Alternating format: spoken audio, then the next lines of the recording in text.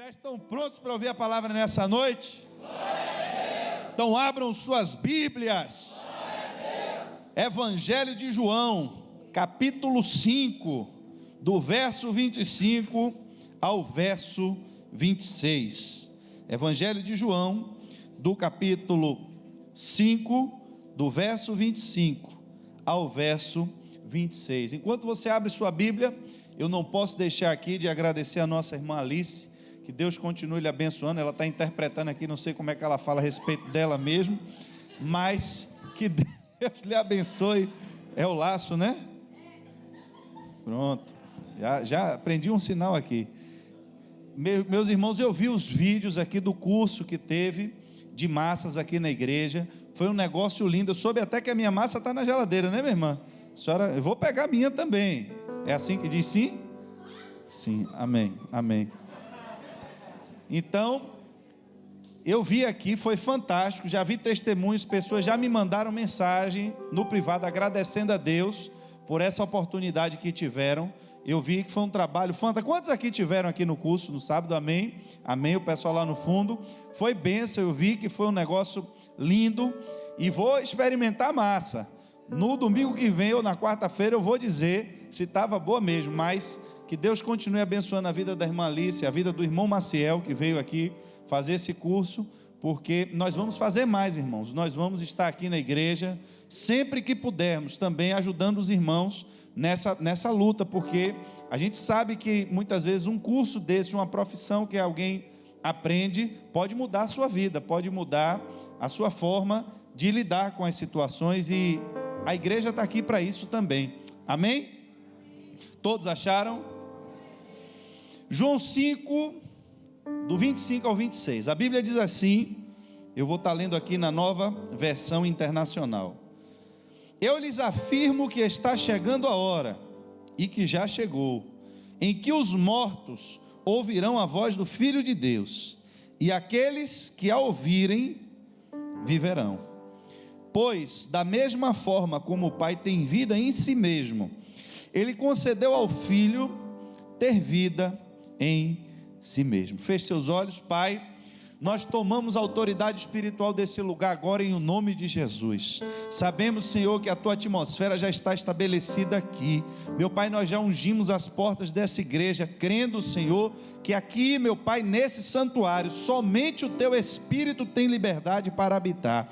Demos ordem, Senhor, no começo desse ano, que todo demônio ficasse daquela porta para trás.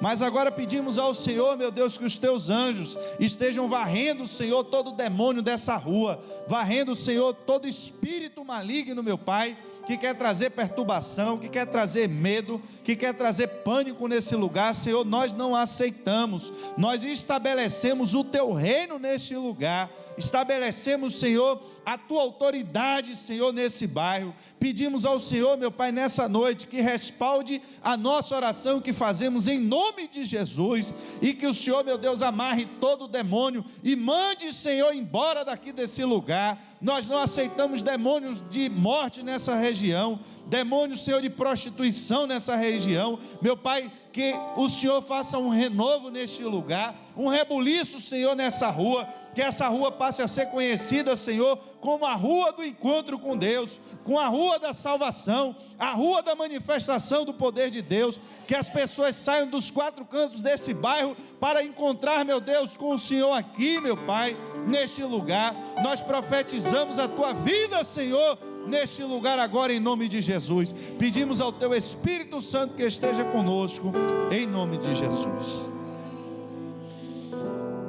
Irmão Miro, eu vou lhe pedir uma gentileza. Aí do lado de fora, nessa planta, quebra uma flor ou uma folha de uma planta dessa aí, uma galinha, traga para mim em nome de Jesus. Queridos, enquanto o irmão Miro traz a planta, eu quero que você veja algo nessa noite, que muitas vezes nós passamos despercebidos na vida. João 5, do verso 25 ao verso 26, você vai ver uma afirmação que, no mínimo, faz com que você desperte a sua atenção, porque quem está falando aqui não é um discípulo, quem está falando aqui não é alguém que ouviu. Muito obrigado, meu amado, que Deus lhe abençoe. quem está falando aqui é o próprio Jesus. Mas se eu lhe fizesse uma pergunta nessa noite, e lhe perguntasse se essa flor, ela está viva ou se ela está morta, o que você me responderia? Ela está viva? Ela está viva ou ela está morta? O auditório ainda está dividido. A planta está viva ou está morta? Está morta? Oi, alguém já falou aqui alguma coisa diferente. Ela está morrendo. Ela está morrendo. Irmãos, eu quero lhe fazer agora outra pergunta. O que é então que define o que está vivo e o que está morto? O que define o que está vivo e o que está morto? A raiz. Muito bem. O que é que vai acontecer com a planta que foi tirada esse galho aqui e que está com a raiz na terra? O que é que vai acontecer com ela? Ela vai morrer. Eu já ouvi alguém falar aí que vai morrer também. Bom, se essa daqui vai morrer porque você cortou, e a diferença do que está vivo para o que está morto é a raiz, eu vou lhe dar uma boa notícia. A planta que também está com a raiz na terra vai morrer do mesmo jeito que essa daqui. E aí você quer me dizer que ela está viva também? Ficou difícil agora, não foi? Ficou difícil dar um glória. Irmãos, prestem atenção. Eu quero que vocês entendam o conceito de Deus e o nosso conceito. Para nós que vivemos nessa terra, preste atenção. Eu quero que você preste atenção nisso, porque é muito importante. Para nós que vivemos nessa terra, nós definimos o que está vivo e o que está morto, de acordo com a nossa realidade. Com a nossa realidade. E qual é a nossa realidade? Nós definimos o que está vivo quando ele cumpre o seu ciclo nessa terra. E qual é o ciclo da planta? Ela era uma semente, ela cresceu, ela vai dar flores, ou vai dar frutos, vai dar as suas sementes, e depois ela vai morrer. Mas se ela cumprir o seu ciclo natural, enquanto ela estiver ligada à terra, nós aqui julgamos que ela está viva. Por que viva? Porque ela está vivendo a normalidade do curso dela aqui na terra. Ela está viva porque ela está se alimentando e recebendo nutrientes, ainda que de forma temporária, mesmo que o seu destino final seja a morte, mas porque ela ainda está cumprindo o seu ciclo e o seu objetivo, dentro da nossa realidade, nós dizemos que ela está viva. Mas você sabe que ela vai morrer, você sabe que o destino final dela é a morte. E essa galha, porque nós dizemos que ela já está morta ou está morrendo, aí é mais fácil você entender, porque alguém quebrou essa galha de onde ela estava. Só que você observou que da hora que o irmão Miro quebrou até agora, não alterou nada? Se eu não estivesse lhe mostrando a minha mão e tivesse um vaso de planta aqui, você seria capaz de julgar se essa planta está viva ou está morta apenas pela aparência dela momentânea? Não. Por quê? Porque há poucos minutos atrás ela estava se alimentando da seiva que estava correndo e vindo da raiz. Mas como ela foi quebrada, embora você não tenha ainda observado isso, mas pela experiência, você é capaz de concluir que o destino dessa planta é de uma forma mais acelerada. Preste atenção agora, ela interrompeu o seu ciclo natural, e antes que ela cumpra tudo aquilo pelo que ela foi projetada e enviada para servir nessa terra, ela vai começar a murchar. Não vai nascer mais as outras flores que estão aqui, só o botão. Ela não vai crescer ao ponto de suas folhas secarem, caírem e murchar. Foi interrompido o processo na vida dessa planta. Então, por isso, nós dizemos que essa galha, ela já está morta. Embora tenha aparência de viva, embora eu seja capaz de conservar ela por mais um tempo, mas se eu botar ela aqui, junto com essas plantas que são de mentirinha, No domingo que vem, quando você chegar aqui, o que é que já aconteceu com essa galha? O panorama, irmãos, do que a gente vê de acordo com a nossa realidade, não é o que Deus vê de acordo com a realidade dele. Deus vive em uma dimensão em que as coisas são eternas. É por isso que Jesus ele vai nos confrontar e falar de uma vida verdadeira. Ele fala da vida eterna como uma vida verdadeira, como se a vida que nós levamos aqui nessa terra não fosse ainda a vida verdadeira. Por quê?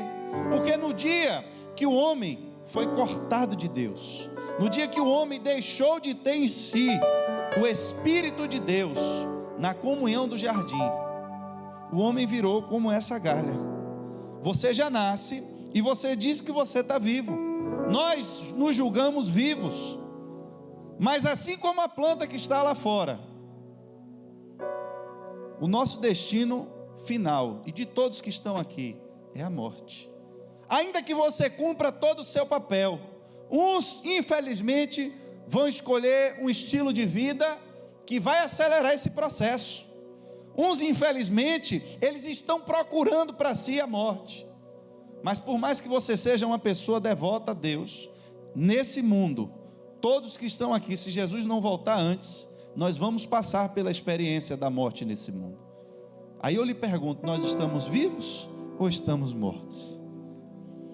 Porque Jesus, quando olhou para a terra, ele não olhou para o que estava do lado de fora, ele não olhou para a aparência dessa flor, ele não olhou para nós, porque o que o salmista diz é que o homem é como a relva, e a sua beleza como a flor da relva, que passa tão rápido como essa flor passa, se você pudesse olhar em uma dimensão eterna.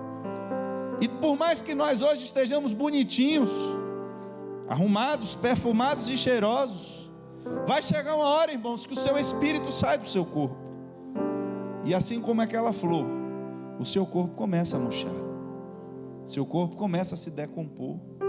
E essa é uma visão que o ser humano ele precisa ter da vida, da responsabilidade que nós temos quando ouvimos a voz de Deus. É saber que você está nessa terra, é saber que você está nessa dimensão, mas você não vai morar aqui para sempre. Só que quando você sair dessa dimensão, quando você sair do seu corpo, tem um espírito dentro de você, e a morte não é o fim. Tem gente que já está vivendo nessa terra como se a morte já fosse o destino dele. Ele perdeu o medo da morte, a vida dele já é uma desgraça tão grande, que para ele viver ou morrer, dá no mesmo. Ele não tem mais esperança, ele não tem amor a nada, ele não tem amor por ninguém, ele também não se sente amado por ninguém, e para ele viver ou morrer, dá no mesmo. O que importa é que enquanto eu estiver vivo, pelo menos eu tenho alguns momentos de prazer.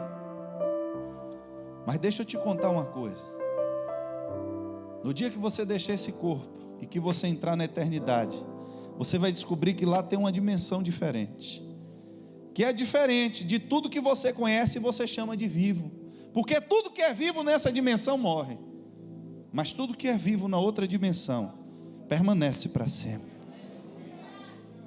O que vai mudar, irmãos, é o seu destino, é se você vai viver permanentemente com Deus, ou se você vai viver permanentemente no inferno.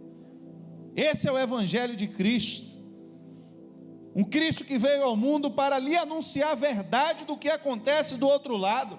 E aí agora Jesus chega no final ali do seu discurso, chama os seus discípulos e diz: olha, vocês olham para as pessoas e vocês julgam que todos estão vivos, porque vocês olham pelo que vocês sabem, pelo que vocês conhecem, pelo padrão que é estabelecido nesse mundo.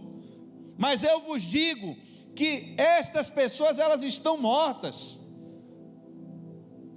porque por mais que elas estejam cumprindo o seu ciclo nessa terra, quando elas entrarem na dimensão que vem, elas ainda não se deram conta, mas o que tem dentro delas é morte, não é vida.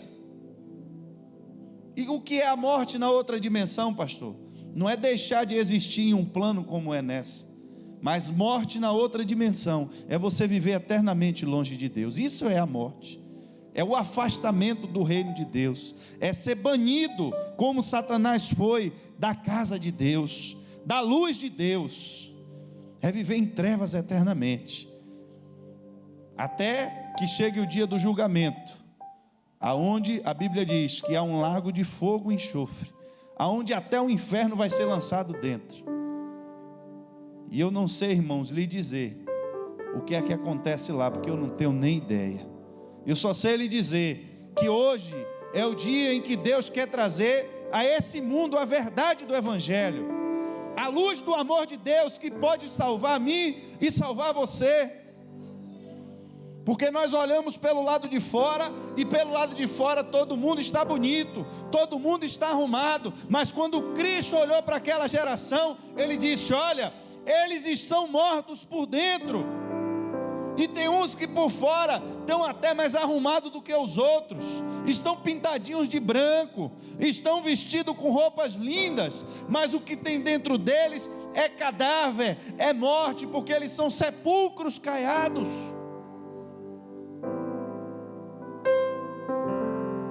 Irmãos, nós não podemos querer viver uma vida supostamente cristã de qualquer jeito,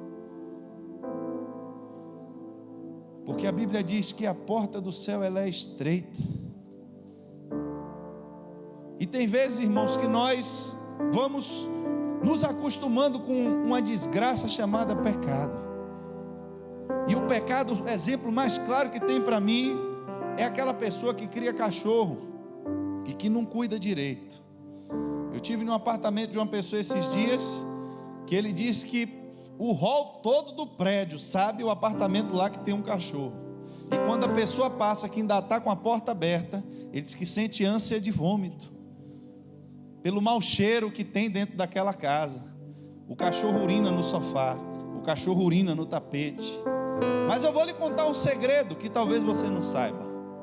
A pessoa que mora dentro daquela casa, ela não sente mais o mau cheiro, ela não sente mais o mau cheiro. Você chega de fora, pede uma pessoa para você ir no banheiro da casa, quando você entra, eu me preocupo com a minha, porque eu tenho um banheiro que fica na parte de baixo, na cozinha, e lá em casa praticamente ninguém da casa usa. A gente não toma banho naquele banheiro, porque todo mundo usa o mesmo banheiro comum, e fica para uma visita, e às vezes a gente demora um tempo sem receber visita, e aí eu viajo, passo 3, 4 dias fora de casa. Quando eu chego em casa, se a porta do banheiro da cozinha estiver aberta, quando eu abro a porta, eu sinto o cheiro do banheiro, porque o ralo, se você ficar muito tempo sem jogar água, começa a voltar o cheiro do ralo. Aí eu estou fora 3, 4 dias, quando eu chego eu sinto, mas quando eu estou em casa o tempo todo, eu não sinto mais.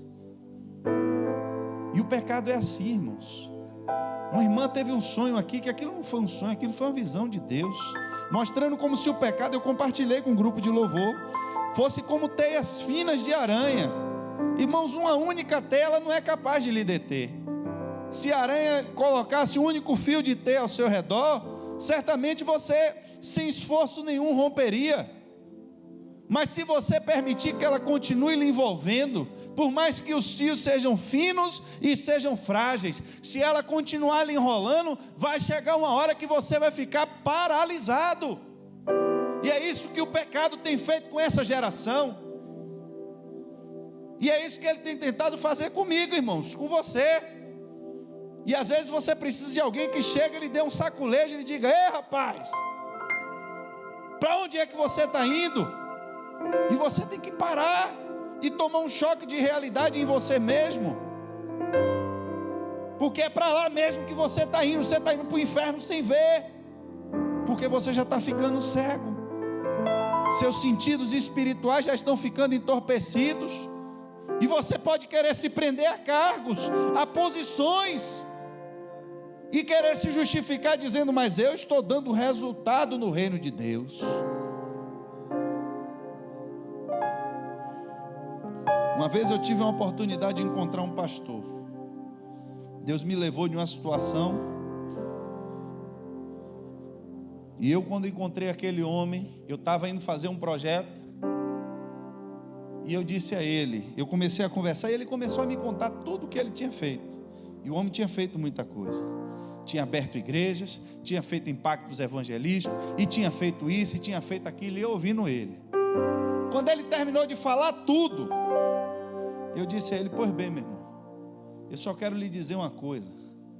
Deus procurou na região alguém com a capacidade que você tinha para fazer o trabalho que o senhor fazia. O senhor tem razão, o senhor era uma pessoa diferenciada fazendo aquele trabalho, mas quando Deus viu que o senhor não podia mais fazer, veio buscar a gente 500 quilômetros distante, porque a obra não era sua e nem é minha, a obra é de Deus.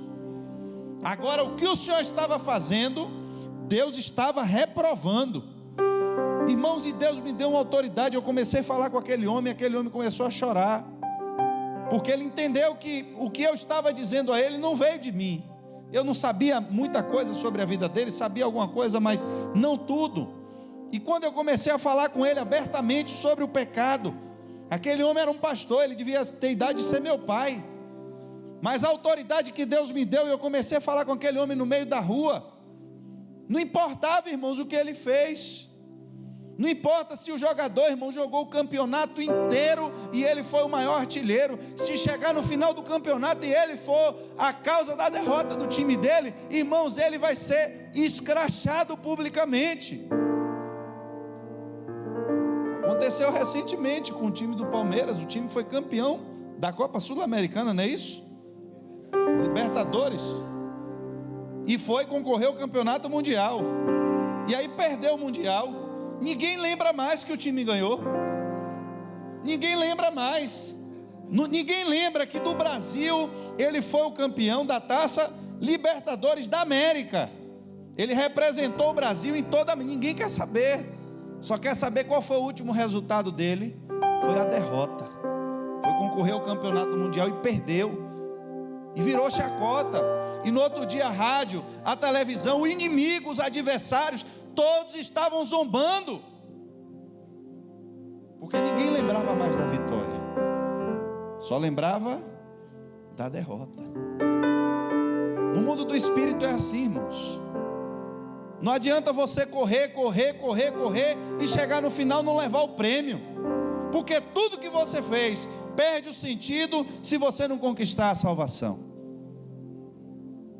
As obras terão proveitos para o reino de Deus, mas você vai perder a salvação. E qual era o objetivo de Jesus? Voltando para a pregação, o objetivo de Jesus era que a palavra, o poder que Deus estava dando a ele agora naquele tempo, fosse capaz de trazer à vida os mortos. Eu acho interessante porque em Efésios capítulo 2, do verso 3 ao 5, você vai ver ele dizer anteriormente: todos nós inclui todos, não tem exceção, todos nós também vivíamos entre eles quem? Os pecadores, satisfazendo as vontades da nossa carne, seguindo os seus desejos e pensamentos. Como os outros, éramos por natureza merecedores da ira. Todavia Deus, que é rico em misericórdia, pelo grande amor que nos amou, deu-nos vida com Cristo, quando ainda estávamos mortos em transgressões, e pela graça vocês são salvos. Colossenses 2,13 vai dizer: quando vocês estavam mortos em pecados e na incircuncisão da sua carne, Deus os vivificou com Cristo, porque Ele nos perdoou de todas as transgressões. Preste atenção, irmãos, o que Jesus disse e agora o que já foi dito depois da sua morte, por aqueles que estavam inspirados pelo seu Espírito e vendo exatamente o que é que ele estava falando. Eu afirmo que está chegando a hora, foi o que Jesus disse, e já chegou, em que os mortos ouvirão a voz do Filho de Deus, e aqueles que a ouvirem viverão. A voz do Filho de Deus. Irmãos, é muito profundo você entender que o ser humano, ele está morto, ainda que esteja vivo. Ainda que esteja vivo nessa dimensão, ainda que ele esteja vivendo uma vida de frutos nessa dimensão, ainda que ele esteja vivendo uma vida de trabalhos dessa dimensão, mas por dentro do ser humano, é possível que ele esteja morto. Mas Cristo diz agora: mas eles vão ouvir a minha palavra, eles vão ouvir a minha voz, e quando eles ouvirem a minha voz, eles vão viver.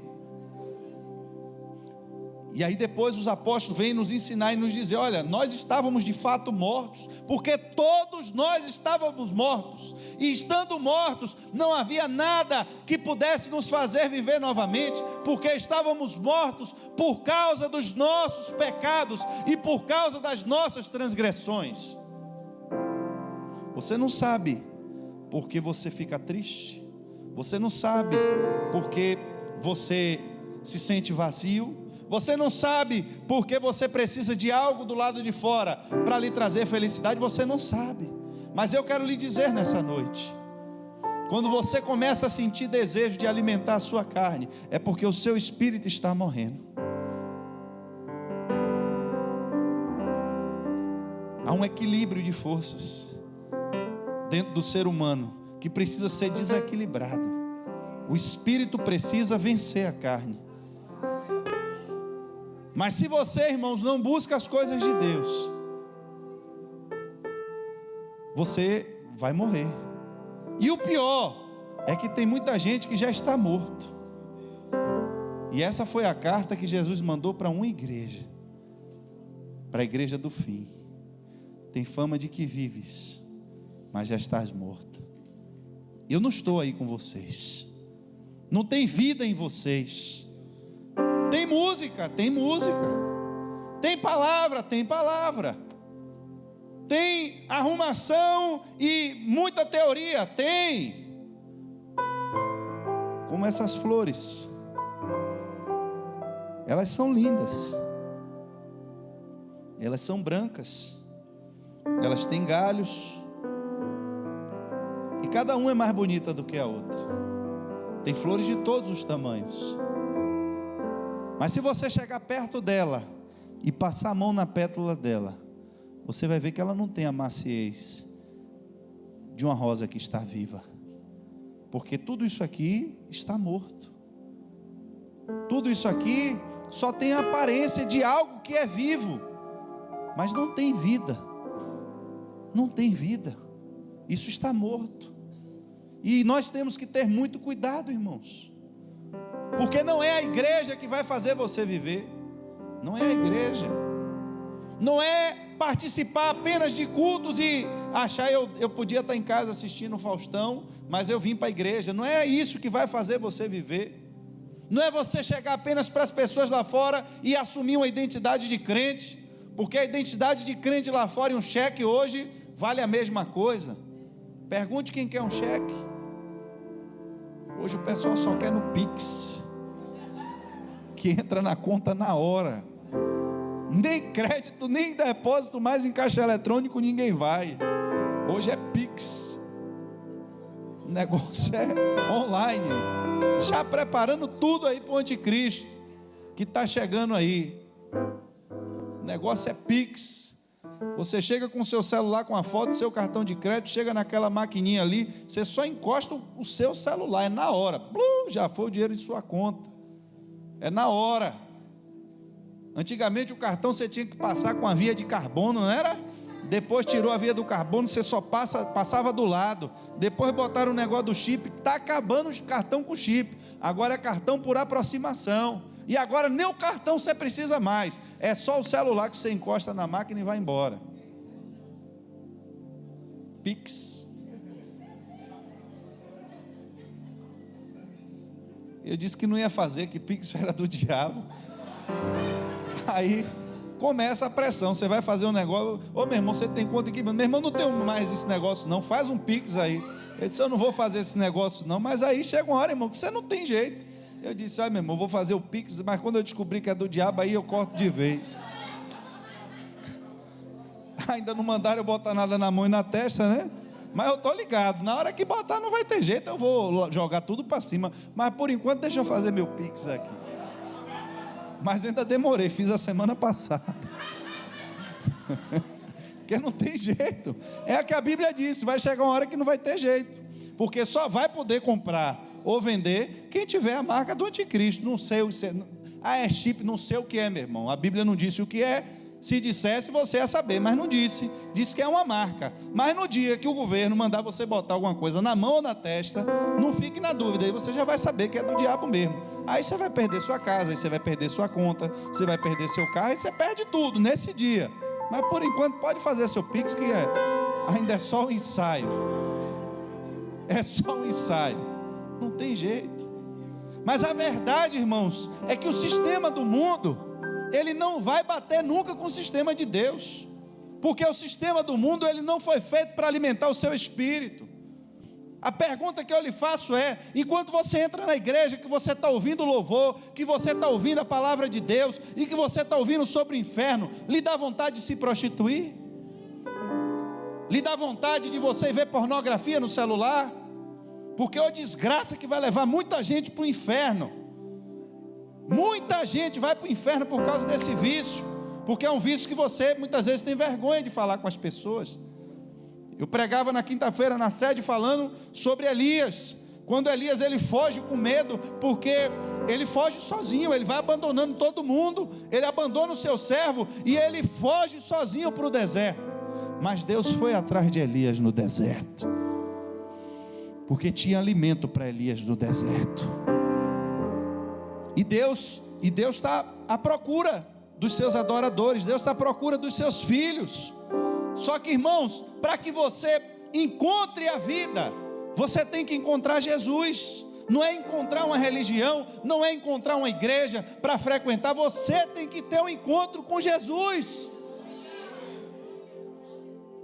Todos estavam mortos. E aí, irmãos, como a morte física, ela nos traz um impacto muito maior do que a morte espiritual.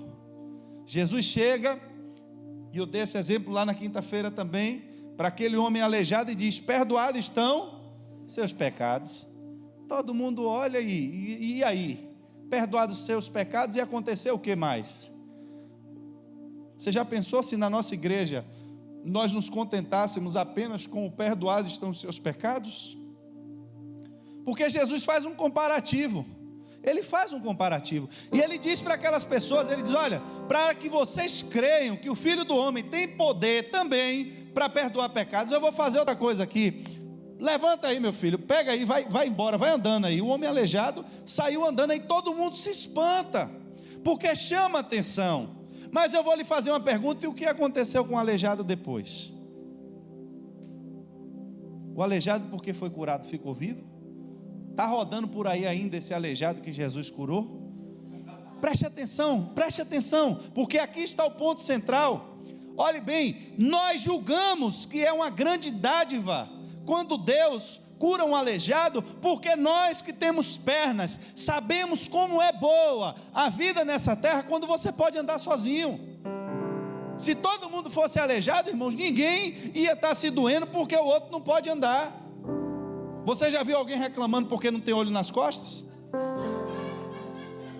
Alguém reclamando, chateado com Deus: Deus, faz aparecer olho nas minhas costas. Você já viu? De vez em quando você está andando na rua, toma uma bolada na cabeça, buf! Toma uma pancada, você vai andando de costas, daqui a pouco bate a cabeça em algum lugar. Mas ninguém reclama, ninguém aqui fica lamentando, chorando: Senhor, eu preciso de um olho nas costas. Você já viu? Senhor, eu preciso de um terceiro braço, Pai, eu só tenho 2. Você já viu alguém reclamando? Você já viu alguém reclamar porque só tem 2 pernas? Senhor, eu só tenho um nariz só, se eu tivesse 2. Irmãos, nós não reclamamos do que nós não conhecemos. Você acha que é uma grande dádiva, e é verdade, eu não estou dizendo que é mentira, mas nós que temos pernas, lamentamos pelos que têm e não podem usar, e achamos que é um grande milagre de Deus, quando Ele faz o seu poder agir, e levanta alguém de uma cadeira de rodas, para que aquela pessoa ainda possa ter um resto de vida, andando como nós. Mas aquela pessoa um dia também vai morrer, e está cheio de gente por aí com 2 pernas, que não está nem aí para a vida, que está se matando, que está se cortando, que está se mutilando, que está em depressão, mas não tem 2 pernas, não tem uma igreja orando: Senhor, eu quero milagre, levanta o aleijado da cadeira de roda. Não está uma igreja orando e pedindo a Deus: oh meu Pai, eu quero ver que o Senhor abra os olhos do cego. Por quê? Porque nós que temos 2 olhos, sabemos que a vida para quem tem olho, ela é muito melhor e muito mais prazerosa do que para quem não tem. Mas irmãos, são milagres pequenos. Pastor, o senhor endoidou agora de ver se é verdade. Chama a atenção das pessoas, chama a atenção do público, atrai multidões, para ver quem era aleijado e voltou a andar, porque o homem não pode fazer. Quem era cego e voltou a ver, nós ficamos felizes. Mas essas pessoas, elas vão morrer também. Elas não vão viver para sempre.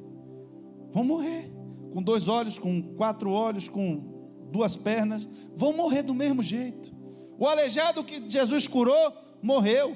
Até o Lázaro, que já estava morto e Jesus ressuscitou, tornou a morrer de novo.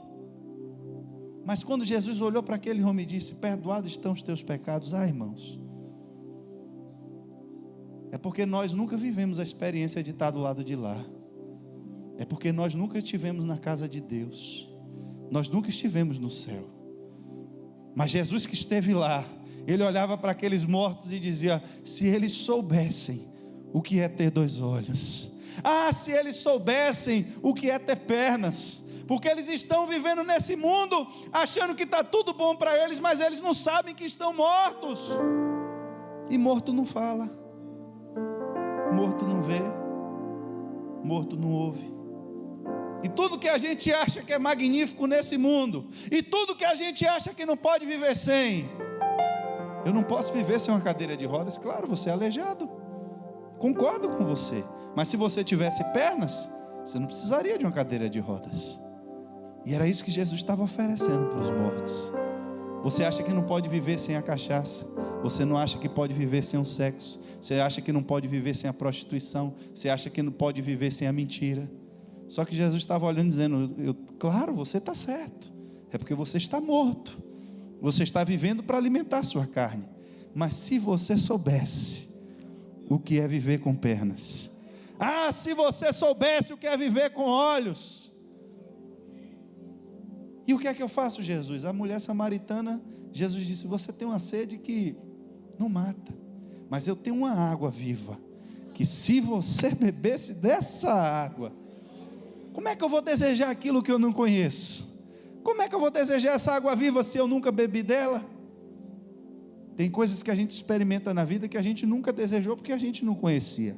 Dificilmente eu conheço uma pessoa que toma açaí a primeira vez e gosta. Difícil. Alguém toma aquele negócio aquela primeira vez, dá para negócio ruim, com gosto de terra, né? Toma por educação. Mas se você vacilar, você começa a tomar todo dia. Eu me lembro a primeira Eu me lembro a primeira vez que eu fui comer comida japonesa. Tem gente que vê aquela comida, né? Eu vou lhe contar 2 experiências sobre comida japonesa. Uma é minha e uma foi do meu casamento. O Hiper Bom Preço, na época era Bom Preço. Não estou fazendo merchandising porque não existe mais, né? Mas foi um dos primeiros que começou a vender umas plaquinhas de sushi, não sei quem lembra. Você chegava naquela parte onde vende queijo, não sei o que, ficava uma plaquinhazinha lá, com um negocinho do sushi, eu doido para comer. Naquela época, sei lá, uns 20 anos atrás, custava R$50, o quilo do feijão era R$1, então bote aí, que dava para comprar 50 quilos de feijão. E toda vez que eu ia no mercado: meu pai, deixa eu levar um negócio desse de sushi. Meu pai: menino, você não vai comer isso. Você não está vendo que você não vai comer? Não, meu pai, mas eu quero, não vai, não compra. Aí eu me lembro que minha avó foi lá em casa, era o ano de Copa do Mundo, minha avó, mês de junho, quando começa, né, a Copa do Mundo, se eu não me engano foi a Copa de 2002, e aí eu não sei se 2002 teve Copa, mas foi no ano desse aí, logo do começo teve, pronto, então é isso aí mesmo, acertei, acho que foi no ano de 2002, aí minha avó estava lá em casa, a mãe de meu pai, e como ela tem muitos filhos, né? São 12, 14 no total, e tem muitos netos, então meu pai já é o 11º da lista, então eu sou um dos poucos netos, assim, dos últimos netos já. E eu convivi pouco com minha avó. Então ela passou um tempo lá em casa, ela morou lá em casa quase 6 meses. E aí minha avó, por ter talvez pouco tempo comigo, queria me agradar. E aí quando ouviu eu pedindo a meu pai para trás, meu pai disse: eu vou no mercado, fica aqui com sua avó. Eu disse: eu vou ficar, mas traga o meu sushi. Aí minha avó disse: ô gente, que tribulação, não, que minha avó não falava tribulação, né? Atualizando a linguagem. Mas era o que ela queria dizer, o espírito da palavra. Que tribulação é essa? Esse menino querendo fugir. Minha mãe... Aí meu pai disse: não, minha mãe, ele não quer fugir não, é sushi. Ah, meu filho, então compra esse negócio para esse menino. Mas minha mãe é caro demais. Não, me tomei. Minha avó foi e deu dinheiro para ele trazer. Ah, meu irmão, a expectativa do coração. E eu aí peguei, botei uma mesa do lado de fora da casa, forrei com a toalha, acendi as luzes, só faltou botar aquele babador, né? Só não botei porque não tinha. Arrumei tudo, meu irmão. Aí chega meu pai do mercado, eu nem esperei ele abrir o carro, eu já estava abrindo a porta e peguei minha placa e botei lá. Aí quando eu peguei o primeiro pedaço que eu botei na boca, aí, meu irmão, comecei a mastigar, e aí subiu aquele cheirão de peixe cru, e mastiga para um lado e a barriga começou. Sangue de Jesus. E a pressão psicológica ainda foi pior, né? Que aí tá meu pai, você tá vendo que eu disse que você não ia comer? Aí eu ainda tive uma ideia, eu disse: não, mas eu acho que é porque pode dar uma fritada aqui para melhorar. Você não vai fritar nada, agora você vai comer cru. Ainda bem que meu pai foi bonzinho, deixou eu jogar no lixo, que eu não teve jeito de eu comer, irmãos. Mas depois, uns 3 anos depois, aí um colega meu foi comprar um sushi e eu vi como ele comia. Aí eu vi que tem molho, que você tem que botar um negócio no molho. Não é pegar um pedaço de peixe cru de vez e jogar na boca. Aí eu olhei e disse: ah, agora eu estou entendendo o processo. E aí você começa a comer. Hoje, se eu passar na frente de um lugar onde vende comida japonesa, eu sinto desejo de comer. Porque você experimentou, comeu, gostou, você volta de novo. No meu casamento, eu comprei 3 barcas daquele negócio. Irmãos, foi tudo pro lixo. Porque o povo via bonitinho, pegava, botava no prato, quando botava na boca, peixe cru, lixo. Foi tudo praticamente pro lixo. Eu fui vendo no final da festa o pessoal limpando as mesas, quase tudo pro lixo. Porque as pessoas comeram e não gostaram. Mas quando você come algo que você gosta, irmãos, o seu organismo sente desejo de comer de novo. É assim que funciona. O seu apetite é a sua experiência daquilo que lhe trouxe prazer. Se eu lhe disser algo sobre a palavra de Deus, se você um dia não teve a sua experiência com Deus, se um dia você não recebeu a palavra viva da verdade, que um dia lhe trouxe a sensação de estar vivo, eu vou estar pregando para mortos, eu vou estar falando para ossos. E irmãos, se eu chamasse a melhor orquestra do mundo para fazer o melhor concerto do mundo em um cemitério, eu tenho certeza que eles não receberiam nenhum aplauso. Se eu pedisse aos melhores chefes de cozinha para fazer o seu melhor menu para servir em um cemitério, eu tenho certeza que eles não receberiam um elogio. Se você comprasse os melhores perfumes e despejasse todo ele em um cemitério, as pessoas que moram ali não se sentiriam nem um pouco agradadas por isso. Por quê, pastor? Porque eles não têm vida. E quem não tem vida não pode experimentar aquilo que é típico de quem está vivo. Se chover aqui dentro dessa igreja, para essas plantas que estão do meu lado é indiferente. Se tem sol ou se não tem, para elas não importa, porque elas não têm vida. Mas você vê a planta toda murchinha, quando você rega ela, você volta minutos depois, você vê como ela se revigorou, como ela está brilhando de novo. Por quê? Porque agora para ela a água importa, porque ela está viva. Você pode entrar numa igreja e dizer: que saco esse pastor que grita e conta a vida dele, e eu não estou nem interessado nisso, eu quero ir embora daqui. Eu tenho uma notícia para lhe dar. Se você ouvir a voz do Filho de Deus, Ele vai trazer uma vida dentro de você. E você pela primeira vez vai se sentir, é algo que vai vir dentro de você. Eu não tenho como lhe explicar o que é. Eu não tenho como explicar para ninguém como é que está apaixonado, mas quando você está, você sabe. Quando você está apaixonado, você sabe, você só pensa na pessoa, você só quer estar com a pessoa. E se disser, olha, tem que andar daqui até o São Rafael para ver a pessoa que você ama, irmãos, é perto. É perto. É perto. É perto, irmãos. As distâncias ficam mais curtas. Por quê? Porque nós estamos nos movendo pelo que estamos sentindo. Quando você está vivo, que você começa a sentir a vida de Deus dentro de você, irmãos, as suas prioridades mudam, a sua vida muda.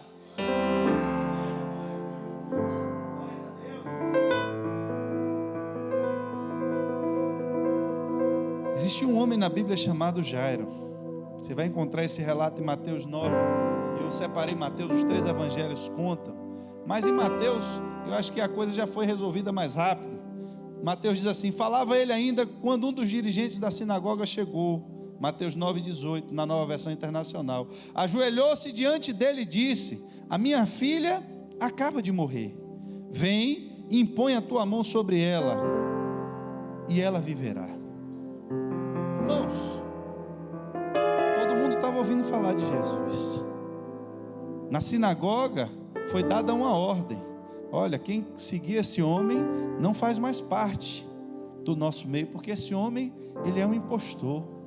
Só que a Bíblia diz que o próprio Pilatos, quando foi julgar Jesus, ele teve a consciência, ele viu que eles estavam entregando Jesus por inveja. A Bíblia faz o relato do sentimento que Pilatos teve quando foi julgar Jesus. A Bíblia diz, e ele viu que eles estavam entregando Jesus por inveja. Esse homem, irmãos, ele conhecia a Bíblia. Jairo era uma pessoa que talvez tivesse obras dentro da igreja. Tivesse obras. Jairo era alguém que podia ter uma relevância. Quem sabe se fosse no tempo de hoje não tinha um canal do YouTube de Jairo. Quem sabe o Instagram dele não estaria bombando. 5 livros escritos, chamado para ministrar nos grandes congressos de Camboriú. Mas a questão, irmãos, é que um dia a morte cruzou o caminho de Jairo. E a teologia de Jairo não foi suficiente para lidar com a morte. O ministério de louvor da sinagoga de Jairo não foi suficiente para lidar com a morte. Quando Jairo entendeu que o problema era a morte, ele entendeu, agora chegou a hora de eu tirar minha roupa de dirigente de sinagoga. Agora chegou a hora de eu abrir mão das minhas vaidades. Agora chegou a hora de eu abrir mão dos meus títulos. Agora chegou a hora de eu abrir mão das minhas convicções. Agora chegou a hora de eu abrir mão dos meus conhecimentos. Agora chegou a hora de eu abrir mão da minha reputação na sociedade, porque eu entendo que só Jesus pode trazer a vida da minha filha.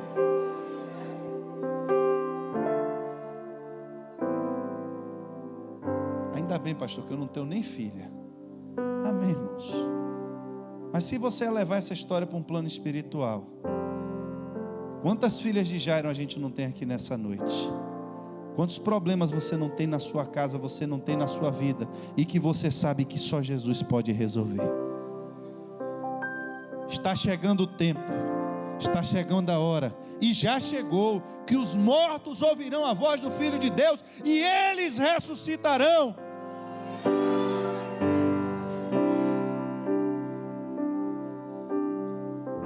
Qual é o sonho?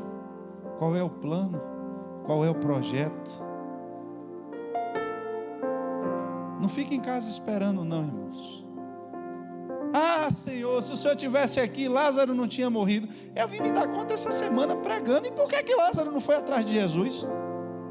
Você já pensou isso? Eu estava pregando essa semana, e aí me veio esse negócio na cabeça. Ah, Senhor, se o Senhor estivesse aqui, meu irmão não teria morrido. Tudo bem, mas Jesus não passou na casa dele antes? Não conversou com ele antes? Não pregou para Marta, não pregou para Maria, não pregou para Lázaro? E por que eles não seguiram Jesus? só mandaram chegar Jesus quando a morte também visitou a casa deles. Manda chamar Jesus, que Lázaro está doente. Por que será que Lázaro não seguiu Jesus? Eu também não sei, a Bíblia não diz, e eu não vou ficar inventando história aqui. Mas irmãos, o problema é que Jesus passou pela casa, foi recebido na casa, fez amizade com eles. A Bíblia diz que Lázaro era amigo de Jesus, mas Lázaro não era discípulo, Lázaro não era seguidor, só era amigo. E quando a doença chegou na vida de Lázaro, Jesus estava longe. E Jesus não parou de fazer o que estava fazendo para ir atender Lázaro. Sabe quem foi que Jesus cuidou? De quem estava perto dele. Em outra versão do evangelho você vai ver Jairo está chamando Jesus para ir lá cuidar da filha dele, mas Jesus para porque alguém tocou ele. Ele primeiro para cuidar de quem está perto. Quem me tocou? Ô Senhor, mas a filha do cara está mais. Não, ela vai esperar lá. Eu vou cuidar primeiro de quem está aqui perto. Eu vou cuidar primeiro de quem está me seguindo. Eu vou cuidar primeiro de quem está aqui do lado. Depois eu vou lá resolver o problema de Lázaro. Que bênção, Lázaro ressuscitou. Irmãos, foi para a glória de Deus. Mas eu acho que depois Lázaro teve que fugir de casa, porque a Bíblia diz que depois que ele foi ressurreto, agora foi que a perseguição veio atrás dele, que os judeus procuravam ele para matar, para que não desse testemunho de que Jesus tinha ressuscitado ele. Eu acho que ele não preferiu ter ficado morto, mas também não foi coisa boa que veio depois.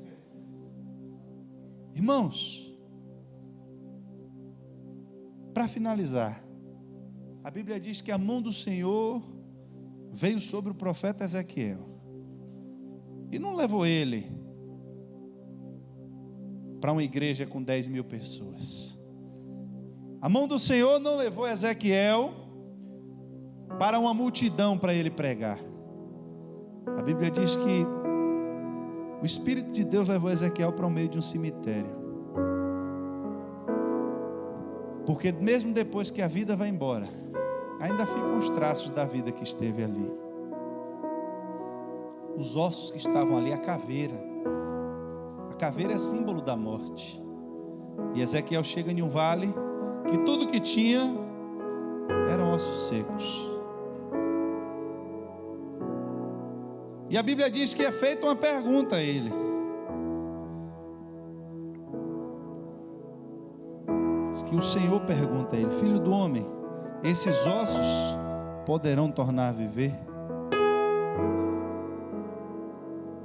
Profeta. Você é profeta. Você tem a palavra de Deus em sua mão. Quando você fala a palavra de Deus, você está falando aquilo que Deus disse. Você pode profetizar a palavra de Deus.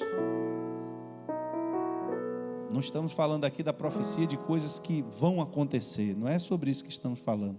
Estamos falando sobre você falar palavras que têm poder. Palavras que têm poder. E aí, Ezequiel, o que é que você vai fazer com esse vale de ossos secos? Eles podem voltar a viver? Irmãos, tem coisas que nós não podemos resolver. Existe um limite para o agir do homem. O homem pode cantar bonito. O homem pode explicar um texto bonito. O homem pode pesquisar textos e pode fazer um enredo de uma pregação bonita que você vai sair daqui impressionado. É como a comida, é exatamente como a comida. Você pode chegar na casa de alguém e a pessoa lhe oferecer um prato lindo, e você olha aquilo e acha fantástico, mas você pode comer e aquilo pode não lhe fazer bem. Quantas vezes acontece da gente ir num restaurante, a gente paga caro para comer e vem aquela comida mais linda e saborosa e você come, só dá tempo de você chegar em casa, que a barriga começa a acusar que alguma coisa está errada. E aí você vai passar um tempo meditando ali no vaso, que você se arrepende da hora que comeu aquela comida. É mentira ou é verdade? E fora quando você não consegue chegar em casa, que a tragédia fica pelo meio da rua, no ônibus, e por aí vai. Você se arrepende do que comeu. Se arrepende ou não se arrepende? Por quê? Mas não estava tão gostoso quando você comeu? Aquilo não lhe alimentou. Aquilo não trouxe proteínas para o seu corpo. Ao contrário, trouxe doença. Irmãos, uma vez eu comi coisa de marisco. Ô, meu irmão, eu vou até lhe dar um conselho. Tome cuidado, irmãos, com marisco. O peixe é até melhorzinho, mas o marisco, o sangue de Jesus tem poder. O marisco eu peguei ele meio na geladeira, meio congelado, não sei como foi que estava, não esperei esquentar direito, que eu tenho o costume de comer comida gelada, eu não me importo. A pizza eu gosto dela até mais no outro dia, quando está na geladeira, eu pego gelado e como. A moça que trabalha lá em casa fica revoltada, que eu peço às vezes para minha esposa deixar minha comida no micro-ondas, já está no micro-ondas, é no prato, é só chegar e apertar o botão, mas eu pego do jeito que está e como, não me importo com comida quente. Tem gente que gosta, né? Para mim tanto faz. Se tiver quente eu vou esperar esfriar. E eu comi, irmãos, um negócio uma vez de um sururu. Irmãos, foi a pior infecção intestinal que eu tive na minha vida. Parecia que tinha um zumbi dentro da minha barriga, querendo sair. Zumbi nó na tripa. Era aquela cólica, irmãos, que você não consegue respirar. Não sei se você já teve dessa. Ela aperta tanto que você não tem força nem para respirar. Eu me tossia no chão, maldita hora que eu comi aquele trem. É assim que a gente fica. Uma vez eu comi uma acarajé com minha esposa, que ela até hoje ainda tem resistência com a acarajé. Comeu eu, ela, meu sogro e minha sogra. Aí de madrugada foi parar eu e ela no São Rafael. Quando a gente vem saindo de manhã, vem chegando meu sogro e minha sogra, trocando o plantão. Todo mundo com infecção intestinal triste. Tem comida aqui assim. Você comeu pensando que ia lhe alimentar. Pode esses ossos secos voltar a viver, Ezequiel? Como é que eu vou saber, Senhor? Chegou no meu limite. Eu posso profetizar o que o Senhor manda. Eu sei o que o Senhor tem falado, mas osso voltar a viver, só quem sabe é o Senhor. Por que o profeta responde isso? Isso é para mim e para você. É para a gente se lembrar sempre, irmãos, quando Jesus disse: sem mim, nada podeis fazer. Porque o que está aqui dentro está tudo tranquilo. O pastor falou isso aqui na quarta-feira. Aqui dentro aparentemente está tudo bonito, mas o fedor do cemitério, irmãos, está chegando dentro da igreja. O fedor do mundo está exalando. A podridão do mundo. A podridão do mundo já tomou tem tomado uma proporção, irmãos, que Sodoma e Gomorra já está ficando para trás. Aos pecados de Sodoma e Gomorra, irmão, que negócio de pecado de Sodoma e Gomorra. Eu acho que se fosse no tempo de hoje, o pessoal não ia esperar nem um anjo crescer, já ia ser pedófilo com anjo criança ainda. Que o tempo de hoje está uma destruição terrível. A gente vive no nosso mundo, a gente não tem ideia do que está acontecendo aí fora, irmãos. De abuso sexual, de destruição, de estupro, de suicídio. Você sabia que suicídio é proibido a televisão divulgar? Não, você já viu em algum anúncio de jornal, fulano se suicidou e está lá o repórter filmando? É proibido. Mas está cheio de gente se matando, irmãos. Tem sites hoje ensinando as pessoas a se matarem. A maioria das pessoas que se matam, quando elas vão procurar, a família vai pesquisar, elas já pesquisaram pelo menos 4 ou 5 vezes na internet uma forma de se matar. É comum você andar na rua agora e ver as pessoas todas mutiladas, os braços todos cortados de gilete. Por aí, pela rua, não é dizer mais que é um caso. Não, irmãos, está comum isso no mundo hoje. E nós que somos cristãos, que temos o Espírito de Deus, aí alguém lhe pergunta: o que é que nós podemos fazer nesse caso? E a resposta muitas vezes que temos é a de Ezequiel: só Deus sabe. Só que aí Deus não terminou a conversa ali, porque às vezes é assim que nós nos sentimos. Eu não sei o que fazer, eu não sei como agir, não sei, Senhor, como resolver isso. O osso está aí, a morte está aí, está na sua frente, está na sua casa, irmãos. Não, pastor, ninguém está morrendo na minha casa, não está morto fisicamente, mas quantos estão indo para o inferno? É o filho, é a sobrinha, é o irmão, é o marido, está indo para o inferno. E o que é que eu tenho que fazer, pastor? Só tem um jeito. Você tem que profetizar, irmãos. Mas só profetiza quem tem o Espírito. Porque você não pode profetizar em seu próprio nome. Você não tem autoridade em você mesmo. Está chegando a hora, e já chegou, em que os mortos ouvirão a minha pregação. Está repreendido, Satanás. Em que os mortos ouvirão o coral da igreja. Em que os mortos ouvirão o maestro Paulo. Está chegando a hora, e já chegou, em que os mortos ouvirão o grande teólogo.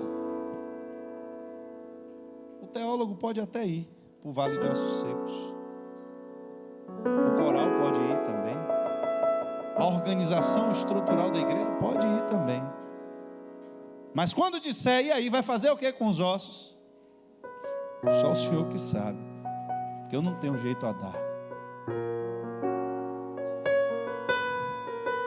Em João 14, do 12 ao 17, Jesus disse: aquele que crê em mim fará também as obras que eu tenho realizado, e fará coisas ainda maiores do que estas, porque eu estou indo para o Pai. E eu farei o que vocês pedirem em meu nome, para que o Pai seja glorificado no Filho. E o que vocês pedirem em meu nome, eu farei. E eu pedirei ao Pai, e Ele dará a vocês outro conselheiro para estar com vocês para sempre, o Espírito da verdade. O mundo não pode recebê-lo, porque está morto, porque não vê e nem o conhece, porque está morto. Mas vocês conhecem, porque Ele vive com vocês e estará com vocês. E você que recebeu o Espírito, faz o que com Ele? E eu respondi, Ezequiel de novo: soberano Senhor, só Tu sabes. E Ele me disse: profetize a esses ossos e diga-lhes: ossos secos, ouçam a palavra do Senhor. Ouçam a palavra do Senhor. Queria que você ficasse de pé nessa noite.